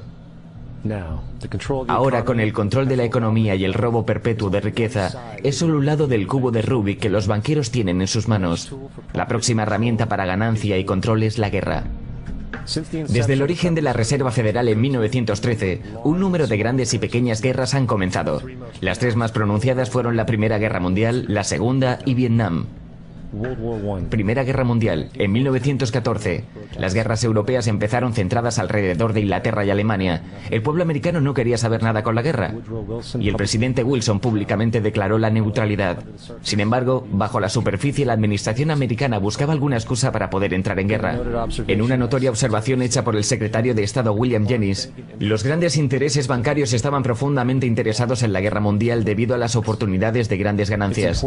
Es importante entender que la cosa más lucrativa que puede ocurrir a los banqueros internacionales es la guerra, porque obliga a un país a pedir aún más dinero al Banco de la Reserva Federal con interés. El asesor principal y mentor de W. Wilson era el coronel Edward House, un hombre de conexiones íntimas con los banqueros internacionales que querían entrar en la guerra. En una conversación documentada entre el coronel House, asesor de Wilson, Sir Edward Grey, el secretario exterior de Inglaterra, sobre cómo hacer que América entre en guerra, Grey preguntó: ¿qué harían los americanos si los alemanes hundieran un crucero con pasajeros americanos a bordo? House respondió: creo que una llamarada de indignación barrería a los Estados Unidos y eso por sí mismo sería suficiente para llevarnos a la guerra. Así que el 7 de mayo de 1915, bajo esencialmente sugerencia de Sir Edward Grey, un barco llamado el Lusitania fue enviado intencionalmente a aguas controladas por Alemania, donde se sabía que había barcos militares alemanes. Y como es de esperarse, barcos o alemanes torpedearon el barco haciendo explotar municiones almacenadas, matando a 1.200 personas. Para entender mejor la naturaleza intencional de esta conspiración, la embajada alemana de hecho colocó avisos en el New York Times diciendo a la gente que si abordaban el Lusitania lo hicieran a su propio riesgo, porque pasaría navegando de América a Alemania a través de la zona de guerra y sería propenso a ser destruido. De hecho, y como fue anticipado, el hundimiento del Lusitania causó una ola de ira frente a la población americana y América entró en la guerra poco después. La Primera Guerra Mundial causó casi 400.000 muertes americanas. J.D. Rockefeller ganó alrededor de $200 millones, sin mencionar que la guerra costó alrededor de $30.000 millones para los americanos. La mayor parte fue pedida al Banco de la Reserva Federal con interés. Después de 60 años de información saliendo, está claro que no solo el ataque sobre Pearl Harbor era conocido semanas antes, fue deseado y provocado.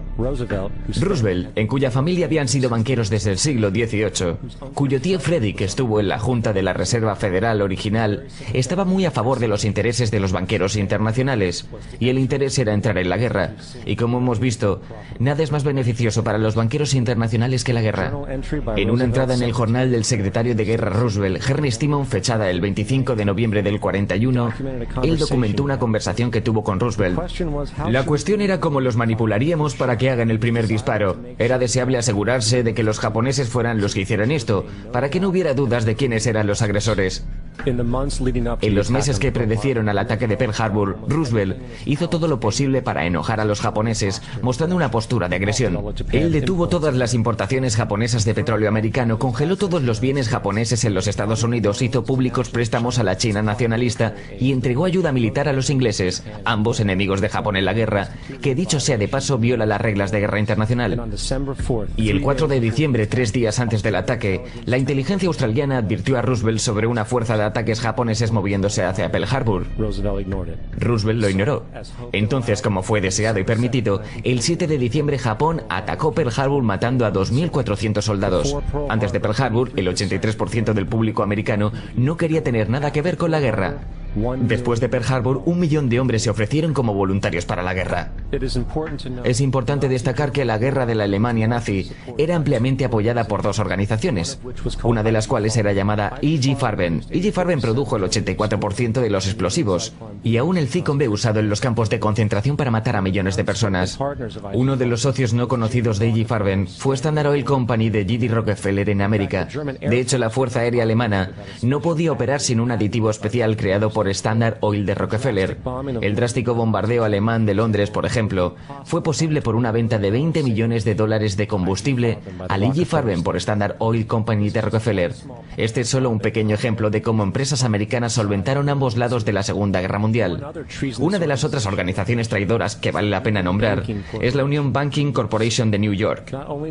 No solo financió numerosos aspectos del ascenso al poder de Hitler, junto con materiales reales durante la guerra, era también un banco para lavar dinero nazi y esto fue eventualmente descubierto por tener millones de dólares de dinero nazi en sus bóvedas. La Union Banking Corporation de Nueva York fue eventualmente congelada por violación de la ley de negociación con el enemigo. ¿Adivina quién era el director y vicepresidente del Union Bank?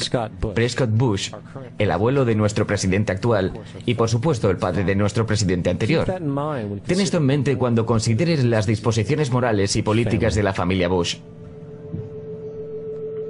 Vietnam. La declaración oficial de guerra de los Estados Unidos sobre Vietnam del Norte en el 64 fue después de un supuesto incidente involucrando barcos destructores americanos siendo atacados por barcos PT de Vietnam del Norte en el Golfo de Tonkin. Esto fue conocido como el incidente del Golfo de Tonkin. Esta única situación fue el pretexto catalítico para el despliegue masivo de tropas y guerras completa. Sin embargo, hay un problema. El ataque contra los destructores americanos por los botes PT vietnamitas nunca sucedió. Fue una farsa para tener una excusa y entrar en guerra. El anterior secretario de Defensa Robert McNamara dijo años antes que el incidente del Golfo de Tonkin fue un error, mientras muchos otros oficiales han hecho público que fue una farsa propaganda, una completa mentira. Una vez en guerra fue un negocio, como siempre. En octubre del 66 el presidente Lyndon Johnson levantó las restricciones comerciales en el bloque soviético sabiendo muy bien que los rusos estaban suministrando hasta un 80% del material de guerra a los norvietnamitas. Seguidamente los intereses de Rockefeller financiaron fábricas en la Unión Soviética que los rusos usaron para fabricar equipamiento militar y enviarlo a Vietnam del Norte. Sin embargo, la financiación de ambos lados del conflicto era solo una cara de la moneda. En el 85 las reglas de compromiso de Vietnam fueron desclasificadas. Detallaba qué podían y no podían hacer las tropas militares en la guerra. Incluía cosas absurdas como los sistemas de misiles contra aviones no podían ser bombardeados hasta que se supiera que fueran completamente funcionales. No se podría perseguir a ningún enemigo una vez que cruzaran el borde de Laos o Camboya, y lo más revelador de todo, los blancos estratégicos más críticos no podían ser atacados, a menos que el ataque fuera iniciado por oficiales de alto rango. Aparte de estas ridículas limitaciones impuestas, Vietnam del Norte fue informado sobre estas restricciones, y solo así pudo crear estrategias completamente basadas en las limitaciones sobre las fuerzas americanas. Debido a esto, la guerra duró tanto tiempo, y la razón fundamental es esta: la guerra de Vietnam no se pretendía ganar, solo mantenerla. Esta guerra por beneficios causó 58.000 muertes americanas y 3 millones de vietnamitas muertos. Entonces, ¿dónde estamos ahora? El 11 de septiembre fue el inicio de lo que es ahora un plan acelerado creado por una élite cruel. Fue un pretexto de guerra muy parecido al hundimiento de Lusitania, la provocación de Pearl Harbor y la mentira del Golfo de Tonkin. De hecho, si el 11S no fue planeado, sería una excepción en la regla. Ha sido usado para comenzar dos guerras ilegales no provocadas, una contra Irak y otra contra Afganistán. No obstante, el 11S fue el pretexto para otra guerra. La guerra contra ti. La Patriot Act, el Acta de Tribunales Militares y otras legislaciones están diseñadas para destruir tus libertades civiles y limitar tu capacidad de luchar contra lo que viene. Actualmente en los Estados Unidos, sin previo aviso a la mayoría de americanos con el cerebro lavado, tu casa puede ser registrada sin una orden, sin estar tú en ella. También pueden arrestarte sin decirte los cargos. Detención indefinida sin acceso a un abogado y siendo legalmente torturado. Todo bajo la sospecha de que podría ser un terrorista. Si necesitas un cuadro ilustrativo de lo que está sucediendo en este país, veamos cómo la historia se repite a sí misma. En febrero del 93, Hitler dirigió un ataque de falsa bandera, incendiando el edificio de su propio parlamento alemán, el Reichstag, y culpando a terroristas comunistas. Algunas semanas después aprobó el Enabling Act, que erradicaba completamente la Constitución alemana, destruyendo las libertades de las personas. Esto permitió una serie de guerras preventivas, todas justificadas frente al pueblo alemán, como necesarias para mantener la seguridad de la nación. Existe un mal que amenaza a todos los hombres, mujeres y niños de esta gran nación. Debemos tomar medidas para garantizar nuestra seguridad nacional y proteger nuestra patria. George Bush. ¿George Bush? No. Hitler. Cuando anunció la Gestapo a la gente.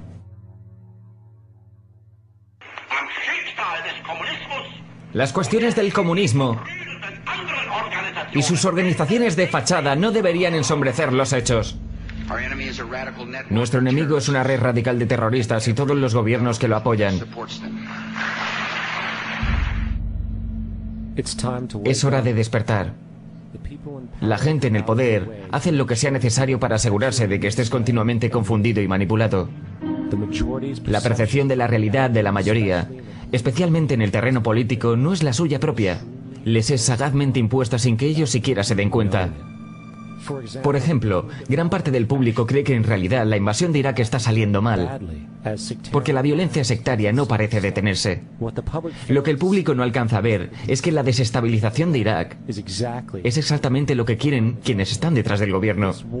Esta guerra pretende ser sostenida para que la región pueda ser dividida, se pueda mantener el dominio del petróleo, se recojan continuos beneficios para los contratistas de defensa, lo más importante, que se establezcan bases militares permanentes para usarse como puntos de lanzamiento contra otros países petroleros no dispuestos a ceder, como Irán y Siria. Para entender mejor que la guerra civil y la desestabilización es puramente intencional, en 2005 dos comandos ingleses SAS fueron arrestados por la policía iraquí, tras haber sido capturados conduciendo un coche, disparando a civiles mientras iban vestidos como árabes. Después de ser arrestados y encerrados en la cárcel de Basora, el ejército británico requirió que soltaran a sus hombres inmediatamente, cual el gobierno de Basora se negó. Tanques ingleses irrumpieron y sacaron a los hombres de la prisión de Basora. Si quieres destruir una zona, ¿cómo lo haces? Hay dos maneras. Puedes ir y bombardearla, pero no es muy eficiente. Lo que haces es tratar que la gente de la zona se mate entre ellos y destruyan su propio territorio, sus propias granjas. Y es lo que se ha hecho en esa zona. La manera que destruyes un oponente es hacer que se destruya a sí mismo, dividiendo sus filas contra ellos mismos. Entonces ayudas a ambos lados. Tienes agentes en ambos lados inflamando a ambos bandos y se exterminan entre ellos. Y ya es hora que algunos de nosotros despertemos a esta realidad. Que entendamos que la gente que trata de mantener imperios y crear imperios, lo hacen manipulando a la gente que tratan de conquistar.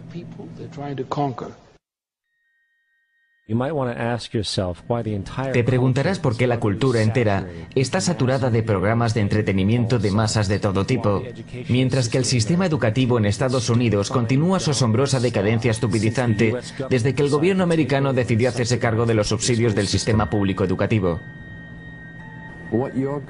Tu gobierno consigue lo que paga. Cuando entendamos eso, entonces miraremos a las instituciones educativas financiadas por el gobierno y veremos el tipo de estudiante y el tipo de educación que se está produciendo con estas escuelas financiadas por el gobierno. La lógica te dirá que si lo que sale de esas escuelas no está de acuerdo con lo que el Estado y el gobierno federal querían, entonces se debería cambiar. La idea es que el gobierno obtiene lo que pidió. No quieren que tus hijos sean educados. No quieren que pienses demasiado. Este es el porqué de nuestro país y nuestro mundo. Han sido prolíficos en entretenimientos, medios de comunicación de masas, espectáculos televisivos, parques de atracciones, drogas, alcohol y todo tipo de distracciones para mantener la mente humana entretenida. Así no te metes en el camino de la gente importante por pensar demasiado.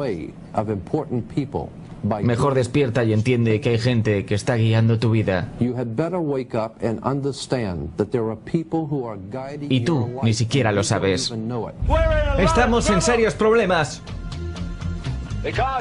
Porque ustedes y otros 62 millones de americanos están escuchándome ahora mismo. Porque menos del 3% de ustedes leen libros. Porque menos del 15% de ustedes lee la prensa. Porque la única verdad que conocen es lo que reciben a través de esta pantalla. Ahora mismo hay una generación entera que nunca conoció nada que no haya salido de esta pantalla. Esta pantalla es el Evangelio, la última revelación.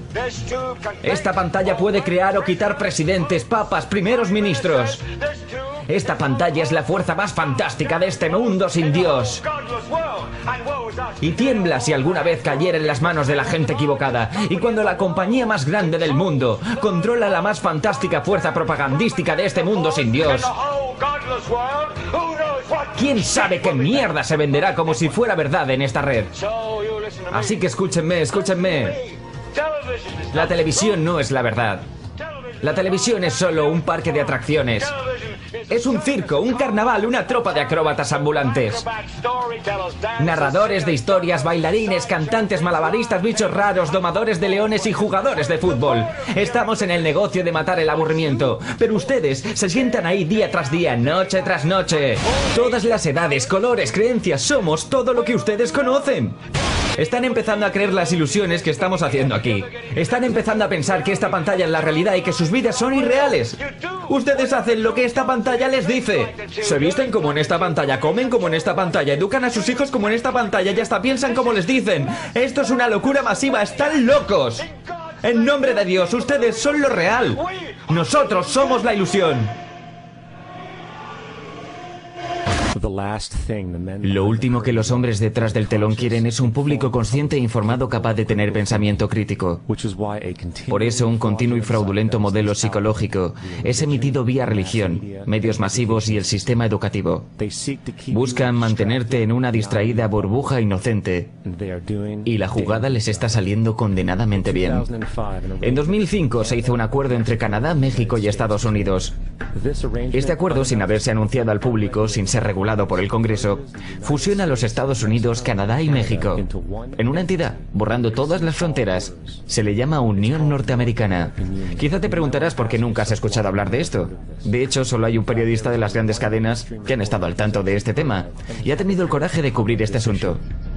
La política de fronteras abiertas de la administración Bush y su decisión de ignorar la imposición de las leyes inmigratorias de este país es parte de un plan más amplio. El presidente Bush firmó un acuerdo oficial que acabará con los Estados Unidos tal como los conocemos y dio ese paso sin la aprobación del Congreso. Ni del pueblo, ni de los Estados Unidos. Es un trato del que pocos han escuchado hablar. Fue hecho por muy poca gente, en la cima más alta, en beneficio de la clase inversora. Pero la gente de clase trabajadora, políticos de todo nuestro país, desde comunidades y ciudades, no saben nada sobre esto. Esto no es ningún trato comercial, es la eliminación total de soberanía de estos países, que también causará la aparición de una nueva moneda llamada el amero. Aparte de todo eso, pienso que quieren que la gente se centre en el dólar y no se fije en el amero. Eso es algo de lo que nadie está hablando y creo que va a tener un gran impacto en la vida de todos. En Canadá, en Estados Unidos y en México. El amero es la moneda propuesta para la comunidad norteamericana que está siendo desarrollada en este momento entre Canadá, Estados Unidos y México para hacer una comunidad sin fronteras muy similar a la Unión Europea, el dólar canadiense y el peso mexicano serán reemplazados por el armero. Para cubrir con este acuerdo, la Constitución americana finalmente será abolida. Sería de esperar que una situación como esta estaría en la portada de los principales periódicos.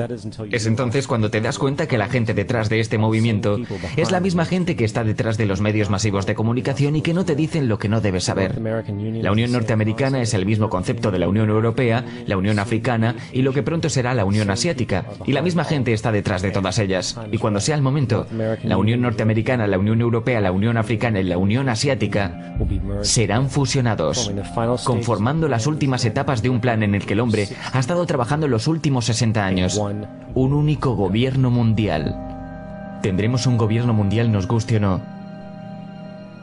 La única cuestión es si el gobierno del mundo será logrado mediante conquista o por consentimiento. Paul Warburg, Consejo sobre Política Internacional, arquitecto del Sistema de Reserva Federal. Estamos agradecidos al Washington Post, al New York Times y la revista Time, y otras publicaciones importantes cuyos directores han acudido a nuestras reuniones y respetado su promesa de discreción durante casi 40 años. Habría sido imposible para nosotros desarrollar nuestro plan para el mundo si hubiésemos sido objeto del escrutinio público durante aquellos años. Pero el mundo es más sofisticado y está preparado para alcanzar el gobierno mundial. La soberanía supranacional de una élite intelectual y banqueros mundiales es con toda seguridad preferible a la autodeterminación nacional practicada en siglos pasados. David Rockefeller, Consejo sobre Política Internacional. Un banco, un ejército, un centro de poder. Y si hemos aprendido algo de la historia, es que el poder corrompe. Y el poder absoluto corrompe absolutamente. Este es Aaron Russo, un cineasta y antiguo político. A su izquierda está Nicholas Rockefeller, de la infame dinastía Rockefeller de banqueros y empresarios. Después de mantener una cercana amistad con Nicholas Rockefeller, Aaron finalmente terminó la relación horrorizado por lo que supo de los Rockefeller y sus ambiciones. Tuve una llamada un día de una abogada que conocía. Y ella me dijo, ¿te gustaría conocer a uno de los Rockefeller? Le dije, seguro, me encantaría. Nos hicimos amigos y comenzó a revelarme un montón de cosas. Entonces, una noche me dijo, va a ocurrir un suceso, Aaron. Y a partir de ese suceso, verás cómo vamos a ir a Afganistán. Así podremos poner un gran oleoducto desde el mar Caspio, vamos a ir a Irak para llevarnos el petróleo y establecer una base en Oriente Medio. Y vamos a ir a Venezuela y librarnos de ese Chávez. Las dos primeras se llevaron a cabo. Lo de Chávez no funcionó. Vas a ver tipos yendo a cuevas, buscando a gente que nunca van a encontrar. Él se reía de esta guerra que tenemos contra el terrorismo porque no hay ningún enemigo real. Estaba hablando de cómo esta guerra contra el terrorismo nunca la podríamos ganar porque es una guerra eterna. De modo que puede seguir siempre quitándole libertades a la gente. Le dije, ¿cómo van a hacer para convencer a la gente de que todo esto es real? Me dijo, por los medios pueden provocarlo. Solo debes seguir hablando sobre estas cosas y decirlas una y otra vez. Y finalmente la gente las cree. Crearon la Reserva Federal en el 13, a base de mentiras. Crearon el 11S, que fue otra mentira. Con el 11S están librando una guerra contra el terrorismo y después vamos a ir a Irak, que fue otra mentira. Y ahora van a ir a Irán. Es una cosa llevada a otra. Le decía, ¿por qué hacen esto? ¿Cuál es el objetivo? Tienes todo el dinero del mundo, tienes todo el poder. Sabes que están hiriendo a la gente, eso no es bueno. Y él me contestaba, ¿por qué te preocupas de la gente? Cuídate a ti mismo y cuida a tu familia. Le dije, ¿pero cuál es el objetivo definitivo aquí? Me dijo, el objetivo final es ponerle un chip RFID a todo el mundo. Y tener todo el dinero en esos chips. Tener todo eso en esos chips. Y si alguien quiere protestar sobre lo que hacemos o ir en contra, entonces solo apagamos su chip. Así es, con microchips. En 2005 el Congreso, bajo la pretensión de control inmigratorio y la llamada guerra contra el terrorismo, se aprobó el Real ID Act, bajo la cual se prevé que en mayo de 2008 se te exigirá llevar una tarjeta de identificación federal, que incluye un código de barras escaneable con tu información personal. Sin embargo, este código de barras es solo un paso intermedio antes de que la tarjeta sea equipada con un módulo de seguimiento RFID. que usará radiofrecuencia para seguir todos los movimientos en este planeta. Si esto te suena extraño, debes saber que el chip de seguimiento de RFID se encuentra en todos los nuevos pasaportes americanos. Y el paso final es el chip implantado. Mucha gente ha sido hábilmente manipulada para aceptarlo bajo diferentes pretextos. Tenemos una familia de Florida que son pioneros en un valiente nuevo mundo. Han sido voluntarios en ser los primeros en tener microchips con dispositivos de identificación, implantados en sus propios cuerpos. Después del 11S estaba muy preocupada por la seguridad de mi familia. No me importaría tener algo implantado permanentemente en mi brazo, que me identificara. Al final, todos estarán encerrados en una red monitorizada de control, donde cada acción que realices será documentada. Y si te sales de la línea, apagarán tu chip. Y desde ese punto, cada aspecto de la sociedad girará alrededor de interacciones con estos chips. Esta es la imagen del futuro si abres los ojos para verla. Una economía mundial centralizada, donde los movimientos y las transacciones de todos son seguidas y monitorizadas, todos los derechos eliminados. Y el aspecto más increíble, estos elementos totalitarios no serán impuestos sobre la gente los pedirá, ya que la manipulación de la sociedad a través de la generación del miedo y de la división ha separado al ser humano de su sentido de poder y de realidad. Un proceso que no ha ocurrido por siglos, sino milenios. Religión, patriotismo, raza, riqueza, clase y cada forma de identificación arbitraria, separatista así concebida ha servido para crear una población controlada, fácilmente moldeable en las manos de unos pocos. Dividir y conquistar es el lema. Y mientras la gente continúe viéndose como separado de los demás, se prestan a sí mismos para ser completamente esclavizados. Los hombres detrás del telón saben esto y también saben que si la gente se da cuenta de la verdad, de su relación con la naturaleza y la verdad de su poder personal, todo el zeitgeist fabricado con el que se alimentan caerá como un castillo de naipes.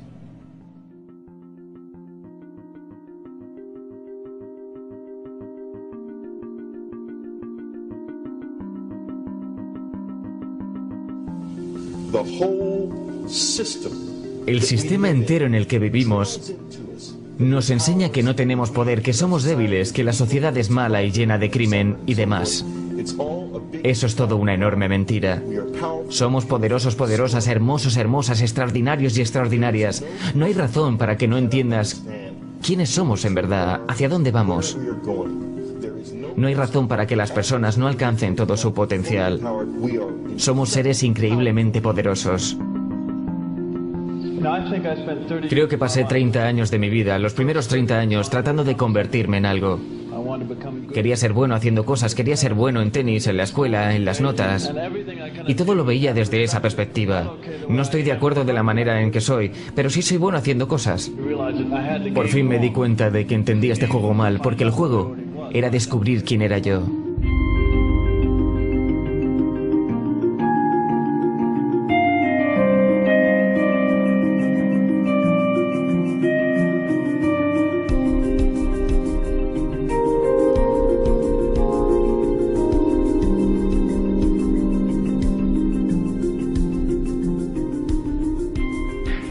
En nuestra cultura hemos sido entrenados para resaltar las diferencias individuales.